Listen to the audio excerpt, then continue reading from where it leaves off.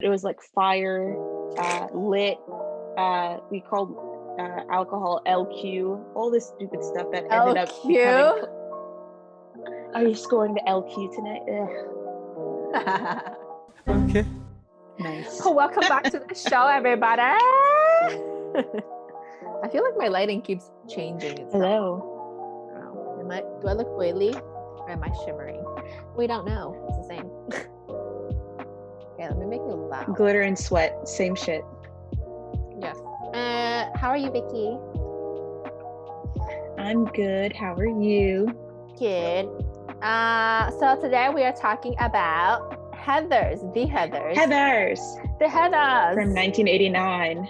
Yes. Oh yeah. Oh yeah. So I'm kind of annoyed that you made me watch this yesterday, and you lied to me. Basically, I was like, because I hovered. I basically, I cheat. I hover kind of over it, and I'm like, it's an hour 40 minutes, and I hover over it to see because I know there's like some murder, and you're like, no, the murder is only in the beginning, and I was like, fine, I'll watch it, and it was like 11. No. Yeah, That's not what I said. You said that. You said I'm gonna try and watch half because I don't think the murder is gonna happen soon. And I said, no, the murder's in the first half. That's what I said. I have proof. It's on the text because messages. I wrote I'm gonna watch half. Maybe I'll finish it like tomorrow morning or something. And then you said, what time did you wake up today? In the morning. But the whole point is, I started watching the movie at like 11:30, and then ended the night with like confusion. Lots of questions. Like confusion and like mixed feelings before I went to sleep. And it was all because of you. Thank you for confusing. Anytime. I have a lot of other suggestions for you in the future. We're gonna watch American Psycho next time, just for you. No, hell no. Hell no. Anyways, yes. So can you give us a summary for those who don't know? Well, everybody knows, but you go. I don't think so. I still think it's like one of those niche films, because even my mom said she hasn't watched it. But Heathers, 1989, is a kind of not even a comedy. It's literally a satire, a very dry satire that basically follows a girl, Veronica, and her three best friends, the Heathers. And what happens is that Veronica teams up with this sort of school shooter-esque emo guy who we don't know that in the beginning, but he's like, oh yes, but the aesthetic is there, like the long trench coat, dark hair. What would we call him? The rebel, dark horse, yeah, rebel without a cause character. Yes. And they kind of come together, find out that Veronica hates her friends, and JD interprets that as wanting to murder people. And the more that Veronica talks about how she hates people in her high school, the more JD gets fired up. And it kind of follows this path along, murdering people, but also having this very sort of like, I don't know, like very level playing field of these murders. It never like hits a high point or a low point. Mm-hmm. And I think that's something that was kind of like, not worrisome for you, but like didn't make sense to you. Yeah. And so basically what happened, it was a teen drama, like a teen movie, but then it turned not. Not at all. And then continue. What were you gonna say? And basically what happens, without spoiling it, is that JD and Veronica have issues with their relationship. There are people murdered. No one really reacts, and you kind of see people's true character. And it's a satire about 80s yuppie culture and all this good stuff. So you should watch it. Hi, I'm sorry. Technically, I did not kill Heather Chandler, but hey, who am I trying to kid, right? What I like about these sorts of movies that stick out and continue to find meaning in different time periods is the fact that sometimes the fashion and slang and even the subject matter kind of grounds it in this timelessness that allows for it to continue to be enjoyed by different generations. So I think I watched this the first time when I was in high school, and as we have come to find out, I watch movies over and over and over again, and each time, I find something interesting and new. And I when I first watched it, I didn't realize it was actually a critique of anything larger that in society, because it's 1989. I didn't really know too much about it, but there's a lot of critique of society in this high school, and I think that's very interesting compared to a lot of teen movies, which are very much only about romance, which is something that they critique even in this movie. Mhm. So I guess we can't talk about first impressions for you, but what is your last impression of it? Like this time watching it, how did you feel? I think I watched more of the outfits and the different ways that the outfits like were pieced together and showed how each character sits within their color, which I thought was interesting. I wasn't paying too much to the plot because I know what happens.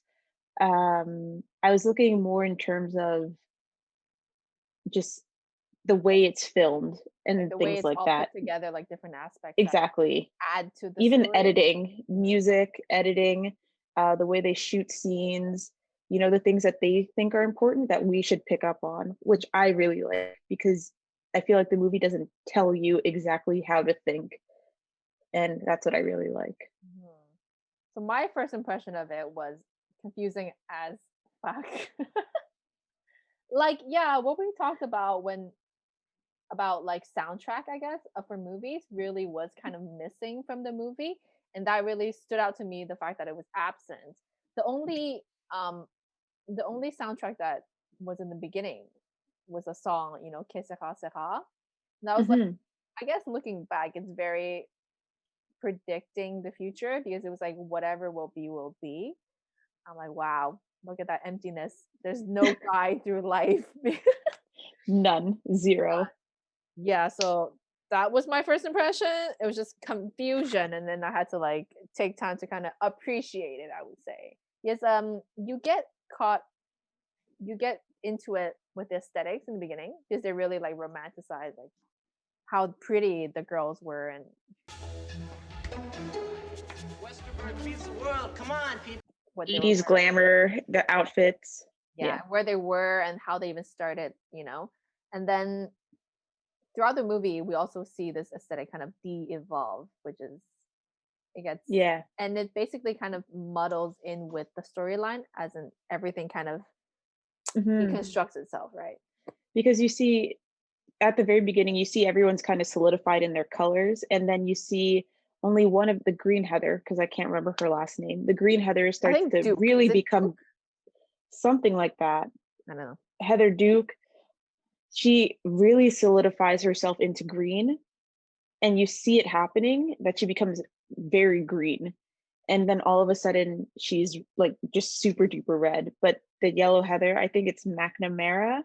she ends up like kind of getting rid of all the yellow by the end of, because you see her in the Oh cheerleading yeah. outfit and all these things. Mhm. And Veronica, she goes from like blues to dark hues and different things like that. So I thought that evolution was interesting as well. Yeah, basically they all had like a uniform look. Yeah. Like the box office lady kind of like Hmm. Chanel-ish, I don't know, like that aesthetic, but then it all gets like deconstructed. And if you look at the very first scene, you see that the three Heathers, only the red Heather, who you see her Chandler. wearing white tight Heather Chandler, thank you. Mhm. She wears white tights versus the two other girls who wear like yellow and green tights, which I think is interesting, just because you kind of see how Heather Chandler doesn't need to wear red as much to be solidified as red, but the other girls need to wear those colors to be seen and placed where they are. I think it was a good they really like showed the character development in that way. Fuck me gently with a chainsaw. Do I look like Mother Teresa? I remember you said something about the slang, the fuck me gently with a chainsaw. And then Yeah. they also said something like she was such a pillowcase, and I was like, huh. What does that mean? What does that mean she's a pillowcase? I think she said it, "Stop being such a pillowcase," or "You're such a pillowcase." I don't remember what scene. I think it's when she was being dumb or something like that. I don't remember. But actually, yeah, like the Heather Chandler that got killed off first, she has a lot of memorable lines. Yeah, exactly. Do I look like Mother Teresa to you? I just think I think the fact that they chose very I mean, I don't even know who thought of these lines, but the fact that they chose that kind of slang and not like the gnarly and the cool rad dude type of thing from the 80s really shows really allows for the movie to again create this timelessness, because I think if they talk about how there's an article somewhere that talks about how when a movie, a book, or anything creates its own slang, it Mhm. kind of separates itself from time Mhm. in a way. Well, the screenwriter kind of really, yeah, he made this like bubble, this like new school that, Yeah. well, every high school had their own like slang. Yeah, that's true. I remember in my public school, Montclair High School was known for its slang, and that we had an Urban Dictionary Oh my God, definition. what were the slangs like? That is so fetch. Oh, we had. Uh, I don't. I don't remember because I'm old, but it was like fire, lit. We called alcohol LQ. All this stupid stuff that ended up becoming. LQ? Are you scoring the LQ tonight? Ugh, I'm aged. Do I've I aged. remember any? Oh, I wouldn't know. I don't know. I can't. Oh, well, it's not really slang. It's no, I don't think we had that much compared to maybe some, but we had because in Montreal, it's like everybody's multicultural, and especially in my school, it was like in the I guess there were a lot of immigrants around.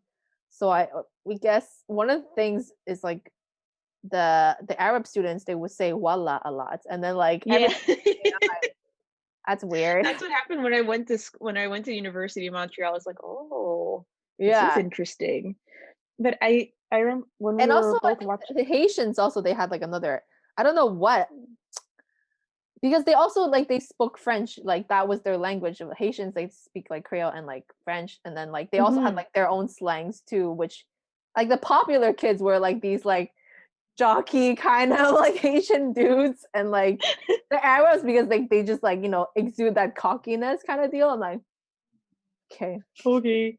okay, yeah, fun time. So I think another reason why the movie might not have like hit the same way for you is because you went to school in Canada Mm, versus me going to school in the States. Because mhm. I remember when I watched Degrassi, I don't know if because I felt like Degrassi was supposed to portray an American high school. I don't Oh, remember. I think, but I remember feeling like it was so different than like my high I think school. Canadians are just nicer. Like we have less of that drama, maybe in Mm. smaller towns, but not even because I feel like there's less of a I don't know why you guys are so hostile. But I definitely I do see the similarities in the clips. And I think when you live in like a suburb, you definitely deal with a lot of that classism because my school was diverse, but I always called it segregated diversity because the white kids still hung out with the white kids, and then like the white passing mixed kids. So and then so different things like that occurred, and I could see that as a theme in this movie where like you of course obviously there are the Cliques and the Heathers, but the Heathers only want to talk to the popular kids. They don't want to move to the trenches or the slum of this high school, which it seems to always be a theme of teenage movies. It's like that weird class structure in high school. I think that was the thing, right? We were reading an article about the movie where what is it, John Hugh? His movies were a lot about that kind of structure. Classism. Like in high school basically was like a micro caste system, or whatever caste system of like the real society. Which I guess so. Yeah, in Canada, where it was less of a thing. Like there was, well, maybe in like other private schools, maybe it'll be a bit more like you could feel like people were more class difference. Judgmental. But yeah. However, in American movies, it really plays a bigger thing. And I think maybe in the 80s even more, especially in Heathers, I can feel it, you know, like the popular kids were obviously the affluent kids in the school. Suburbs of Ohio. And what I Yeah. think is really interesting